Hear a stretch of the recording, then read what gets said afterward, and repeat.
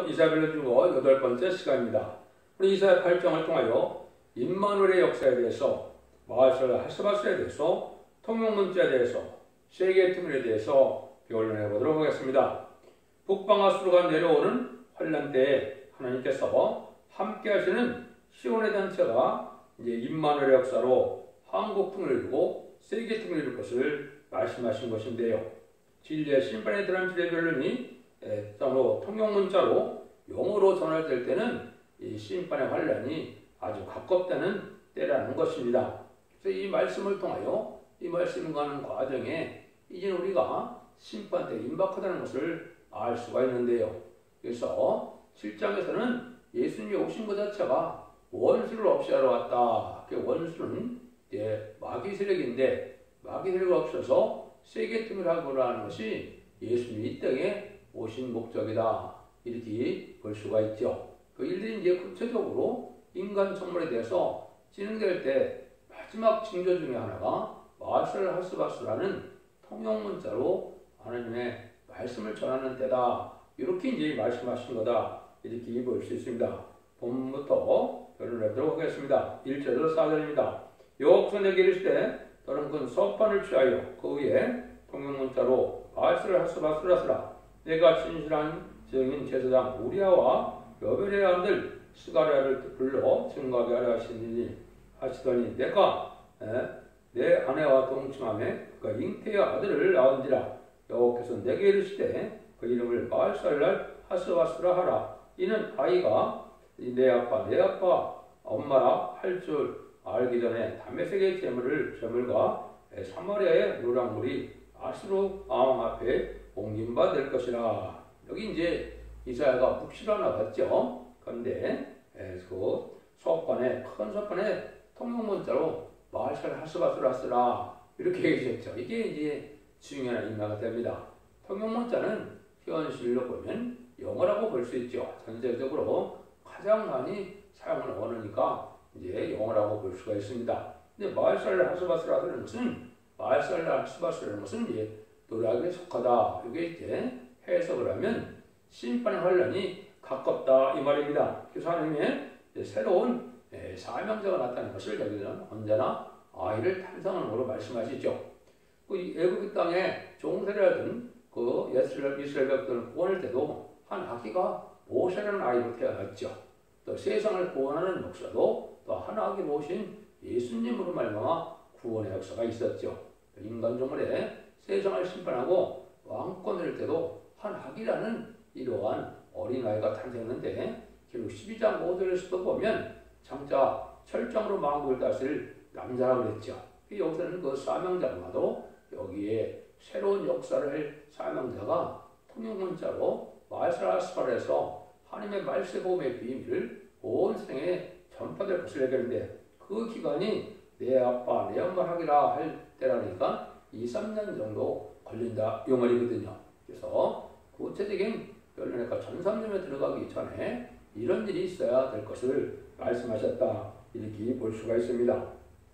실질적으로 영어로 문서운동을 한 것은 2016년 11월에서 2018년 4월까지 이 일들을 했거든요. 그러니까 2018년에 통용문자로 온 세계에 전하는 일이 벌어졌으니까 이게 2-3년 흘렸죠. 그러니까 심판대가 가깝다 이렇게 보시면 됩니다.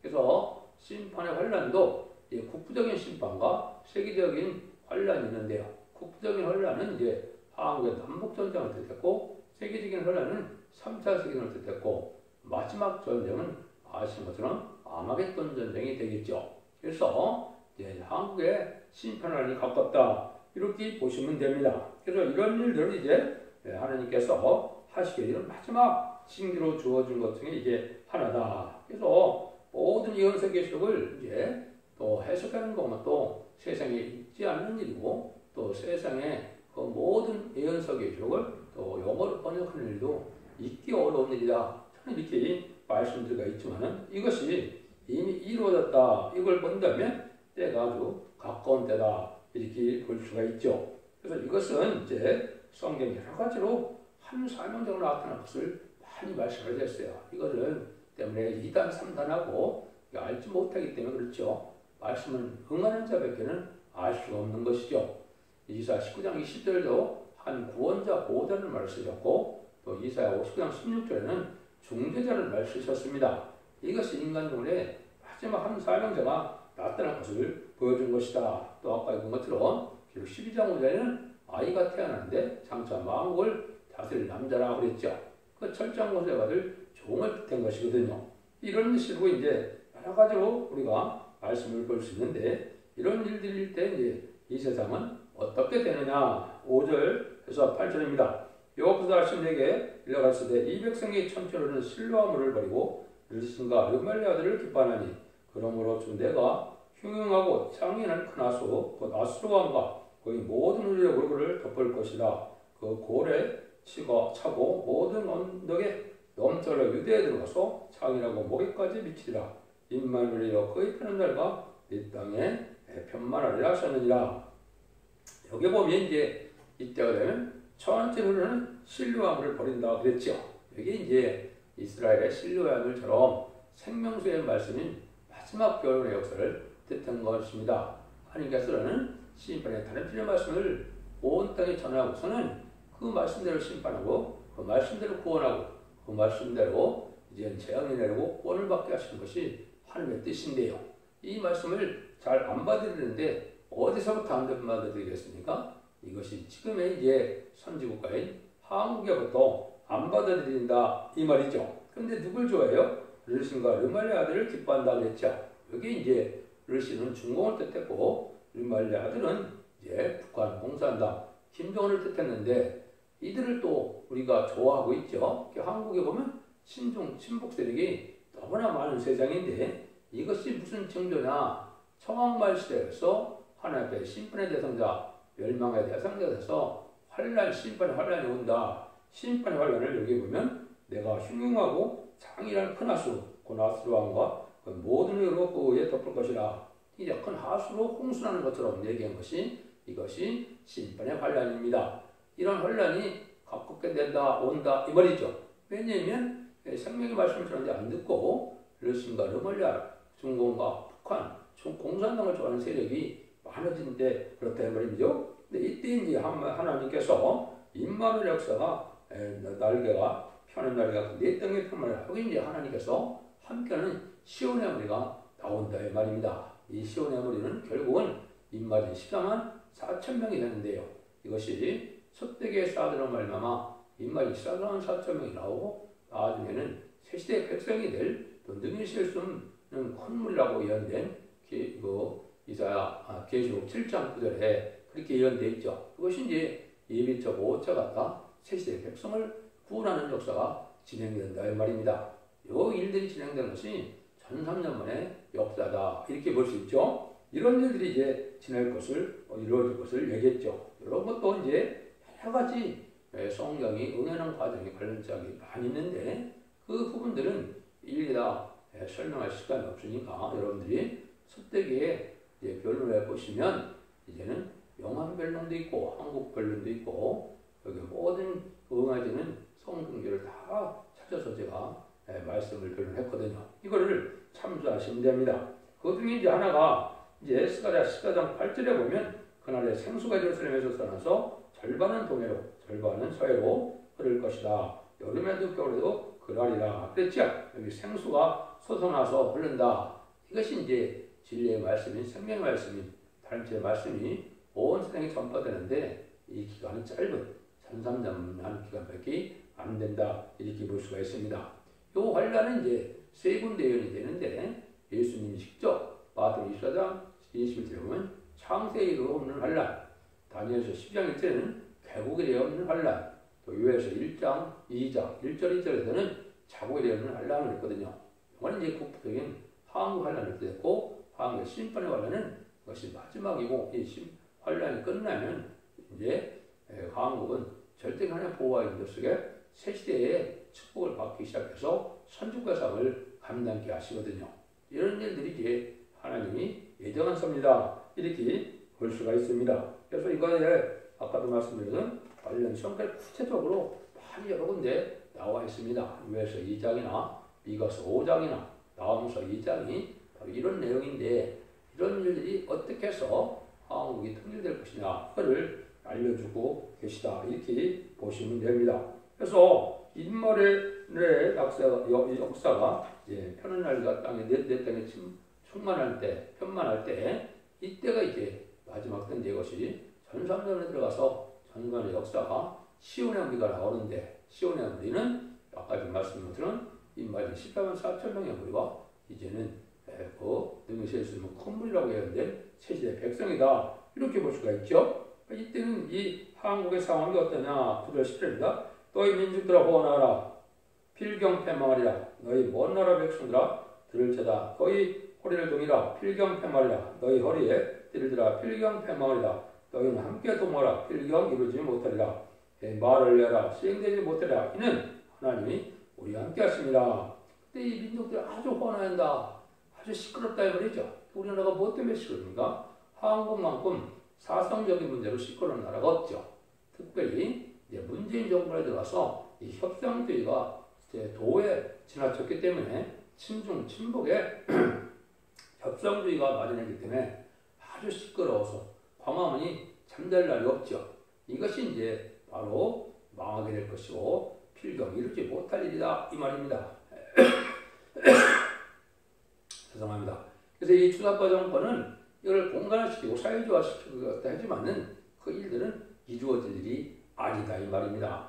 한국은 선진국가의 쌍을 가지고 있기 때문에 하는 절대적인 보호와 인들 속에 국제 멸공통을 하고 선진국가로 지경도 넓어지고 또 전삼년만에 죽장과 색색하고 죽장과 벼를 성찰하는 말세복을 전해서 벼나 성찰하는 이런 역사로 이제는 공중강론하시는 예수를 영접하게 사명이 바로 한국의 선진국가의 사명이거든요. 이 일들이 본격적으로 진행될 때가 됐다 이렇게 보시면 됩니다. 11절에서 15절입니다. 여호와께서 강한 손으로 내게 말게 하시며 이 백성의 길을 행치 말 것을 내게 경성시켜 가르치되 이 백성이 명역한 자가 있다 해도 너는 그 모든 말을 알아 명역한 자가 있다 하지 말며 그 두려워하는 것을 너희는 두려워하지 말라. 놀라지 말고 왕군의 여호와 그를 거룩하다 하고 그로 너희 두려워하며 놀랄 자를 삼으라. 그가 거룩한 별 곳이 되라. 그러나 이 이스라엘 두 집에는 거치는 돌 걸리는 반석이 될 것이며 이스라엘 거미는 함정과 홀무가 되시니 많은 사람들이 그로 인하여 질 것이며 넘어지며 부러질 것이며 걸릴 것이며 잡힐 것이니라. 여기 이제 하나님이 이런 일이 올 때 많이 두려움을 느끼게 되는데 이 공산당과 이 악의 정권, 이 불안 정권을 두려워할 필요가 없다는 겁니다. 하나님을 두려워하고 하나님을 믿고 의지하면 하나님이 산성이 되시고 하나님의 피난처가 되셔서 우리 절대적인 보호와 인도함을 받게 된다 이 말입니다. 이런 사상이 이런 신앙이 지금 필요한 것인데 이걸 지금 기독교에서 알지 모르고 있죠. 그래서 이 자들은 이제 멸망을 했는데 이제 인간으로는 피할 수 없는 일이다. 그래서 함정과 올무가 된다 이 말이죠.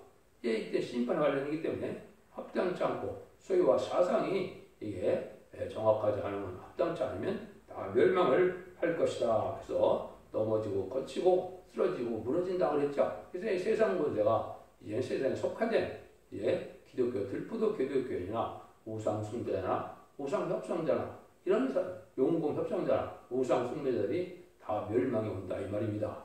이런 것들이 이제 한 예정된 심판의 관리인데 음란북배 타락한 이런 자들이 이제 멸망하는 그런 때가 올 것을 여기 말씀하신 것이다. 그래서 하나님을 믿고 하나님을 두려워하고 말씀에 따라서 순종해야 하나님이 피난처가 되어줘야만 살아나는 것이 심판의 환란이거든요. 그런데 공산당을 두려워 공산당을 두하고 공산당과 협상하는 이것은 멸망의 사상이 되고 심승의 표를 받은 것과 똑같이 심판의 대상자가 멸망의 대상이 된다는 사실을 지금 아셔야 될 때가 온 것입니다. 그래서 이러한 함정골무가 된다. 이게 이제 예표적인 일이 이스라엘 백성들이 이제 모세를 통하여 애굽에서 나올 때 장정만 60만 명이라 그랬죠. 그런데 다 하나님의 은혜를 받고 10가지 재앙으로 애굽 바로를 굴복시키고 6월절 은영으로 구원을 받고 또 홍해에 애굽군들 수장시키고 광해성을 통하여 요단강을 건너 가나안의 복지에 들어간 사람은 여호수아 갈렙밖에 없죠. 이 오수와 갈렙처럼 담대한 믿음을 가진 자에게는 이 새시대의 축복을 받지 못한다는 것을 우리에게 알려줍니다. 이것이 예배다. 이렇게 봐야 됩니다. 그러면 어떻게 해야 되느냐 이제 쭉 나오죠. 너는 지금과의 말씀을 싸매고 율법 나의 제자 중에 봉함하라. 이제 야곱 집에 대한 낯을 가르치는 여호와는 나는 기다리며 그를 바라보며 보라. 나와 및 여호와께 내게 주신 자녀들이 이스라엘 중에 징조와 예표가 되었나니 이는 시온산에 계신 여호와께 만물의 여호와께로 말만 것이라. 그런데 하나님이 이상한 말씀하시죠. 이 말씀을 싸면서 나의 제자 중에는 봉함하라 이렇게 했죠. 이게 이제 많은 기독교인들이 합당치 않고 속화되고 부패되어서 타락했기 때문에 이 말씀을 깨닫지 못하게 된다 이 말입니다. 그래서 멸망할 수밖에 없는 것이다. 그래서 여러분들이 제자적이라는 말을 썼죠. 여러분들이 이제 성경을 자세히 읽다 보면 이사야 42장에는 소경과 기목이라는 말이 나오죠. 근데 하나님의 종이고 하나님의 사자라고 그랬죠. 이것은 바로 뭐냐? 죽어 천당과는 이 복음을 아는데 죽지 않고 세세하고 죽지 않고 멸망잖아요. 죄인들을 영접하는 아름다운 식의 말씀을 받아들이지 않는 자가 다 소금과 기목을 가졌는데 그것이 바로 목회자들이다 이 말입니다. 그런데 놀라운 것은 이사야 56장에 보면 또다시 9절에서 12절에 보면 들의 짐승들이 와서 다 삼킬 때 그때 하나님이 또 소금과 기목을 얘기하시는데 아주 탐욕이 심한 자요 물박한 목자요 벙어리요 짖지 못하는 개라 이렇게 변했거든요. 하나님의 종들이 지금 개라 벙어리라 이렇게 얘기했거든요. 이것은 진리와 신분에 대한 들을 선할 때 이걸 받아들이지 않으므로 때를 분별하지 못해서 신앙 준비, 진리의 주를 영접할 신앙 준비를 시키지 못하는 이런 목회자들이 바로 개와 같은 자다 이렇게 표현하신 겁니다. 여러분들 이거 심각하거든요. 이날이 이제 임박한 것이고 이제는 진리학교에 순종하셔 예언의 말씀을 읽고 듣고 지켜서 먼저 잡은 자를 밟아서 죽지 않고 세세하고 죽지 않고 별성차며 자손만 내 에덴동의 축복을 받을 텐데 이것을 이제 받아들이는 자도 없고 이걸 순종하고자 하는 자도 없으니까 이 물박한 목자라 벙어리다 짖지 못하는 개다 이렇게 표현하셨거든요. 여러분들 이 말이 이제 임박한 자다 또 이렇게 보셔야 됩니다. 그래서 하나님의 역사가 이렇게 엄중한 말씀대로 진행될 것을 우리에게 보여줬는데요. 그럼 이 말씀이 이제 진행될 때 어떻게 해야만 이제 이 흑암을 물리치고 새 시대에 가느냐? 19절 20절입니다. 혹이 너에게 구하기를 지절거리며 숙절거리며 신접한 자와 마술사에게 부르라. 하거든 백성이 자기 하나님께 구할 것이 아니냐. 사한 자로 하여 죽은 자에게 구하겠느냐 하라. 마땅히 율법과 증거의 말씀을 쫓으시니 그들이 말하는 바가 이 말씀에 맞지 않으면 그들이 청령 아침 뱃을 보지 못하고 이 땅의 해명으로 공부하며 줄일 것이야. 그거 줄일 때 변조하여 갈대의 왕 자기 하나님을 저주할 것이며 의를 쳐다보거나 당할 구하도 환난과 흑암과 고통의 흑암뿐이니라 뿐이니 그들이 심한 흑암 중에 쫓겨 들어가리라 이렇게 되어 있죠.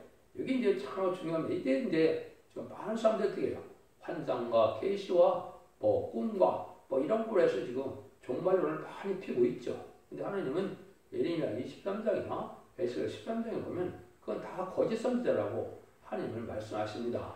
하나님은 참된 선지자는 예언의 말씀을 정확히 증거하는 자들만 하나님의 말씀이지 그러 환상과 꿈과 계시로해서 전하는 자들은 다 거짓 선지라고 그렇게 말씀을 예언을 하셨거든요. 그걸 또 많은 사람이 따라간다. 그런 자들은 이제 멸망할 수밖에 없다는 거죠. 그래서 마지막 증거, 진리의 신분의 사람들을 증거하는 이런 종의 말씀을 받지 않으면 아침 빛을 먹지 못한다는 것은 이제 에덴 동굴의 축복을 받지 못한다는 것입니다. 여러분이 잘 아시는 것처럼 계시록 22장 17절에 보면 성령과 신부가 하신 말씀을 가감하면 재앙을 받고 그 거룩관성에 참여하지 못한다고 그랬죠. 여기 바로 이제 그 진리의 신분의 사람들을 전하는 종의 변론과 어긋나면 지금 여러분들이 예언 속에 실존하는 사람들이 많은데 이것이 하나님 앞에는 지금 범죄가 됩니다. 왜 그렇습니까? 하나님이 전하고 하나님이 원하는 만큼 변론에 이르지 못하고 하나님 같은 사명이 아닌 자들이 많은 말씀을 가감 본선시키고 있기 때문에 이것이 나중에 하나님의 엄청난 하나님 앞에 범죄하는 일이 된다 이 말입니다. 그래서 내가 너희를 보낸 적도 없다 이렇게 말씀하시거든요. 이것이 이제 진리의 말씀을 전하는 것은 하나님이 세워서 하나님이 인정한 완전변의 일을 종만이 전할 수 있는 것이고, 이 진리의 말씀이 맞지 않으면 새 시대는 갈 수 없다. 이걸 지금 말씀했는데, 이거는 이제 계시록에서는 지팡 같은 갈대라고 그랬고, 또 아모스는 청량한 다림질이라고 그랬고, 이 스가랴에서는 청량줄, 또 다림질이라 이렇게 말씀하는 겁니다. 그래서 이것은 심판의 기준이 되는 변론은 하나님의 시대적인 사명자에게는 그 변에 이를 수가 없고, 인정한 변론은 바로 다림질을 전하는 종인데, 그 변론이 맞지 않으면 구원함을 받지 못한다. 이렇게 보는 것이 이제 인간 종말의 역사다. 이걸 우리가 알 수 있다 이 말입니다. 그러니까 하나님의 말씀을 잘 정확히 전해야 되고, 정확히 전하는 말을 읽고 듣고 지켜서 순종해야 또 그 진리로 예배를 드려야만 원죄자분들 해결받는 은혜 역사가 있게 돼서 이제는 죄의 문제가 해결돼야만 죄인들을 용납할 수가 있거든요.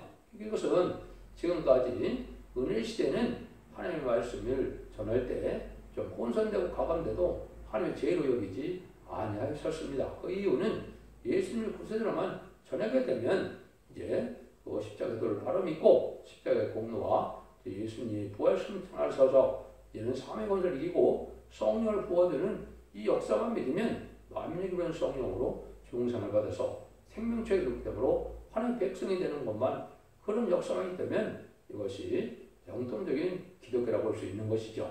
하지만 인간적 은혜는 그것이 아니고 죽지 않고 쇠시하고 죽지 않고 멸종 전하여 원죄와 자문들 해결받을 만한 완전변의 역사를 믿고 순종해야만 그런 일이 있을 수 있거든요. 죽지 않고 쇠시하고 죽지 않고 멸성천하는 이 말세 복음의 마지막 진리의 신뢰자들의 말씀에 순종하는 밖에는 구원받는 방법이 없다. 그렇게 봐도 잘못된 것이 아닙니다. 그래서 이 말씀을 간단히 이제 말씀을 드리면, 인간 종말에 대해서 환란이 올 때 마지막 징조로 영어로 된 변론을 온 세계에 전하게 되면 때가 임박하고, 환란이 오면 하나님 임마누엘의 역사가 나타나서 시민의 우리가 나타나므로 인맞은 10만 4천 명이 일어나고 등이 쉴 수 없는 큰 물에 예비처 보호소를 인도받을 백성들이 나서 그들을 새 시대에 이제 축복을 받는데, 에덴동을 축복하여 에덴동을 회복하여 세계 축복을 받게 된 것이 하나님의 말씀이라 이 말입니다. 그래서 이 시대는